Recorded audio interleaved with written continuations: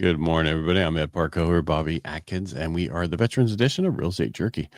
All right, what's new? I don't want to get so negative, but I just saw a chart that said, just so people understand why it's, the average age for people to buy a home went from 33 to 38 now. Did you know that? No, I didn't. Yeah, because of affordability. Because in 2019, you could buy the average home, which in 2019, the average home was probably 300,000 nationwide. Yeah. It was 56,800. That was the average income. And now you have to, for 100, it's 107. It's almost double, 107. I was going to say 108,000 to buy. And that's I think nationwide is 420. So think about that. And in our area, that's not necessarily the best place to buy that house. I'm not saying it's a bad house, but it's probably a 2-bedroom, 1 bath in a better area. But if you want a 3-bedroom, 4-bedroom, it's going to be off Emerald. Yeah, maybe somewhere where you're not quite comfortable, or just not. Yeah. So that's what's happening. So you need to. I had a lady call me the other day, and she got upset with me. And she's like, I called some people and they were like, wouldn't get back to me or whatever. I said, well, this is easy to figure out. How much do you make? 40,000. And I said, well, here's the issue is going to be with that. Mm-hmm. You're not going to be able to, you'll be able to find some for 150 to 200,000 and you won't be able to find that in our area. Mm-hmm. Oh, I've seen some stuff online. Okay. Those would be manufactured homes in a park. And I didn't say that to her, but I'm thinking, and she got all upset. And we're just trying to let you set expectations. If you're making under $50,000 a year, you can't buy anything unless you get with somebody else and you combine and that the income, get with another person, buy a house together to start. As you're saying that, man, I was just thinking, I bet you that's going to be the next wave. And like 10 years from now is like people, it's already there. I know a ton of people have done it. No kidding. In other areas. I mean, I've seen it like with vacation homes, like you can buy a percentage interest, right? Right. They do that with airplanes too, which is weird. Well, that's because they sit most of the time. Yeah. But no, you buy it if you're single and you don't buy it with 2 other people. Each have a room, you own it, and you build equity, and then you eventually buy each other out, or you keep it as a rental and you buy your next house. Yeah.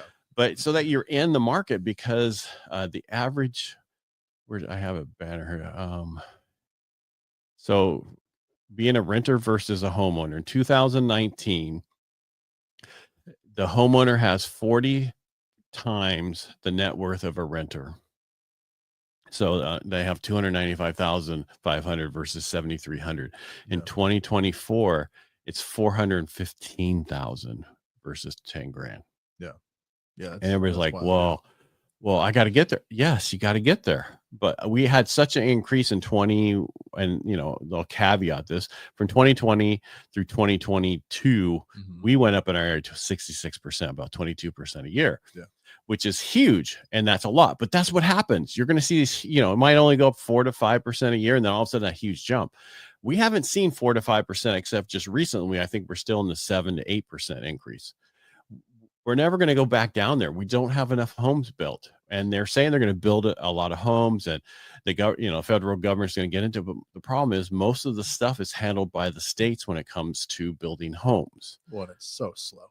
Well, and the federal can get involved and go, here's federal land to build on, like they do in Las Vegas and other places. They can do it here in California, but you got to get the state to play along with it. And I think the problem we're going to have is our state wants to fight the current administration. Why not work with them? And maybe that's the next step. In 2 years from now, we need to get rid of the California governor and put somebody in there who is a better person that will want to work with and help work for the people of the state of California. The next 2 years is going to be Newsom grandstanding to position himself for 2020. He'll never be there. No. Here's what's going to happen. There's going to be this is what Sylvester Stallone said about Donald Trump, about he's the next Abraham Lincoln, or was it George Washington? He said. I didn't hear that. Anyway, he one of the 2 best presidents. How he's going to make such a different change to the world because of what he's doing, and how we're going to change the government. We're going to knock the government back down to size, get it smaller, fix every problem. This is a totally different administration. These 4 years he was gone. He's come back with only 4 years, and he's he understands he doesn't have any time to mess around. We have to get this done. Yeah. So let's put in place everybody possible to get this. And people who won't care if you call them names and everything else, they're just going to keep doing their job, because these guys they're putting in charge have been beat up for the last 4 years. I don't know if you know that, but yeah, no, for sure. They're like, I got an axe to grind, and we're going to get rid of this. We're going to fix this stuff. Yeah. I don't care how you lie on the politics. I think we're going to see such a drastic change over the next 4 years, and how the government's going to change is so much better, that the current administration and the next ones, you're going to see Republican run, or what we call Republican, even though it's not Republican anymore, go for the next 20 years. 8 years with the current vice president, 4 years now, 8 years with the current vice president, 2 terms, and then Tulsi Gabbard run for president after him. Hey, that'd be a beautiful setup, man. Because I'm thinking JD for president with Tulsi Gabbard as vice president, and then she comes and she becomes the first real woman for a presidency, not these ones they keep throwing out there. Gotcha. That's just my take on it. I could be totally wrong. Yeah. I think we've had so many years of Democratic rule that isn't working. We need to have changes and make it better. But, it always reminds me of that old saying, right? Like, hard times make strong men, right? And so we go through, but we're doing it like in an expedited cycle. It's like, okay, things get under control, life is good, let's go back to doing stupid stuff, right? Yeah, let's go back to our feelings and not running this country like a business. Yeah, but I think one of the problems is that they want to know where the extra 18 million votes came from. Because if you look at the chart of votes, and this 1 year and Biden was put in 2020, the number of votes were so much greater than history ever for Democrats. For the Democrats, it's ridiculous. So the question is, how did that make the change? Oh, Dominion needs your help. Yeah, either that or all the people that came across the border that decided they wanted to vote for. But that was in 2020. There wasn't that many at that time. That was 18 million. Now I could see it. Yeah. That's the thing, is we're talking about a lot. And so we had the most turnout in voter in records for this last election. Yes. Yeah. And we still didn't get close to the numbers that were done in the last election, the presidential election. So, but I'm not saying anybody did anything wrong. Yeah. But they're asking, where are those other 18 million voters? I mean, there was plenty of videos, right before election day, like people doing early voting where they're doing it electronically and they're trying to select Trump and it would automatically populate Kamala. Right. Yeah. And so like when we went to vote, we took the paper ballot. Yeah. Well, I'd already mailed mine in, went down and dropped it off. Yeah. Yeah. But I mean, then it tells me after election, they finally received my ballot. Not that, and someone was like, how did California, Oregon, and Washington go for Kamala when they haven't even counted the votes yet? And it's like, because they always go that way. Yeah. We got pretty close though. We were 2 million short. Yeah. I you just can't help the dense population in these highly, liberal areas. Yeah, but that's changing. I mean, even the current Democrat who took over for San Francisco, the mayor, I guarantee he's not really Democrat anymore. That's what they don't understand. They're more into the new Republican Party than they are into the old Democratic Party. That's what they just haven't woken up to that understanding of it, because it's that word. So if we could change the name of this party to something else, then everybody would come in. Well, I mean, look at you're talking about the party of inclusivity, right? RFK, I know, being in the cabinet, right? I mean, Tulsi Gabbard. Yeah, they're all Democrats, but they all want to do what's right for America, right? That's all that matters. We're getting back to common sense. Yep. Yeah, and that will eventually help the market. But it's going to be a painful time till we get there. But that painful time means if you're a veteran, it's a great time to buy because you have no competition against your VA loan. Even though it's a great loan, and we have things to do with the short form VA pest report, so we don't have those issues and other stuff.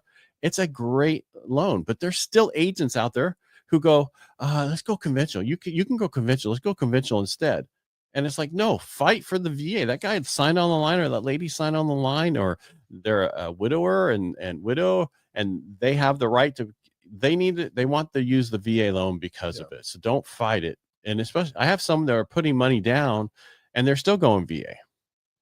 Well, you know what? I had an agent in my office that was just talking to me about VA, and he's kind of seasoned, you know, and he, you know, still didn't know about the VA short form. He'd heard about it, wasn't familiar with it, and so I kind of set him up with which pest company to go with and stuff like that. So it's like it's just amazing to me that there are so many agents that just are still ill-informed about the VA. Because they never come across it, right? Yeah. And you should work with somebody who knows VA on, you know, that kind of stuff, period. Because people who do it part-time or do it occasionally, oh, I have all these other ones, they don't understand every part of it. Yeah. Well, and so we're seeing, you know, average days on market is like about 35, in between like 35 to like 55, you know, depending on the price point. And so if you are in, you know, even that first time home buyer, if you're one of the first offers in there with the VA offer, the seller, you know, if they're ill-advised, they might be like, oh, I'm not too sure about this. They'll sit on a couple of days and then they'll be accepting that offer. Right. Right. Well, that's why I tell everybody, don't give them the full 3 days anymore. If you're writing an offer on Wednesday, don't give them till Saturday. Yeah. Let them have open house. Well, that's what I mean. A lot of, because I have one that they're trying up there and they're like, they wrote an offer on this house and they said, okay, well, and they waited 3 days. Well, then the listing agent took an offer and wrote that offer and they took that one. Well, that one backed out at the end. Oh, so and then they came back to my person and goes, hey, would you like to write would you, you know, write an offer? And so they did 20 grand less than what they originally offered. Yeah. Check you, seller. Well, it's in Tuolumne County. It's going to sit for the next 3 months. And that agent was trying to double end it. And see what happened. Yeah. And it was just be careful. And that's why I tell everybody now, do not give them the full 3 days. If you're right on a Wednesday or Tuesday, do not give them till the weekend. Well, there's really no reason to. I mean, 24 hours is more than enough time for the agent to present the offer. Yeah. But they want to have one in hand while they go into an open house weekend. So they can say, we have an offer already in. So if you want this, you're going to have to write it. You know, I mean, the stuff that they shouldn't. Yeah. Yeah. I always tell people just write your highest and best. That's the best way to keep your nose clean on that. Right. Mm-hmm. Yeah. But what I'm getting at is just, again, talk to your agent. You don't have to give them contract time periods. You can change that. And write the offer if it's a VA for 21 days. It can be done in earlier than that. It's just stop writing 30-day offers. Yeah. They only do people because that's what we're used to. Well, why? Especially now during the holidays. You want to get in by Christmas? Let's write this offer. Yeah. Well, I'm going to say, and you know, I mean, the truth of the matter is it's not like there's a million loans, you know, you're processing right now. So doesn't matter. Loan officers can focus on that file and get it done even quicker. I took one on a Friday night just recently at 5 o'clock, finished it, ran everything, submitted it, and it was approved by Monday morning at 9 a.m. Yeah. The only thing I had left was for the appraisal to come in. There's nothing to them if you do it right. Yeah. What happens is a lot of these people will approve them, but they won't get all their documents. They won't do all the other stuff. And then they got to rush to get all that stuff. Gotcha. Yeah. So, well, you've been doing a long time, so you know. Well, I just want to make it easy. Tee it up, right? Make it easy so there's nothing to do on it by the time they get in. It's done. Yeah. Take the stress out of it, right? Exactly. That's like we talked on Tuesday. If I left it to my borrowers to do everything, nothing would get done. And that's why we do a lot of the legwork for them. They don't understand the sense of, or they don't have a sense of urgency like we knew. Well, but they also have kids, or they have this, or they have soccer practice, or they have t-ball, or they have, you know how it is. You have 5 kids. 4. Yeah. Oh, okay. I had 5 kids. So you have 4 kids. Yeah. Think about it. You're busy doing all the other stuff. It's hard to do everything. Yeah. And if both parties work in a family and everything else, it's a lot of work. I can say my wife, you know, is a homemaker and it's still crazy. Right. So Lord forbid if she was working too. Yeah. So I think I talked on Tuesday about my book coming out for veterans. Yeah. My plan is to have it out in December. Awesome. Yeah. That's right around the corner. Yeah. So, I mean, it's completely done. It's edited. It's on Inform. I'm just got to get somebody work on the cover for me. I created the cover already. I just need someone to make it so that it can be uploaded properly. This is the first one I've did all myself. Where my first one, I had a company help me. This one I'm doing all myself. Awesome. Yeah.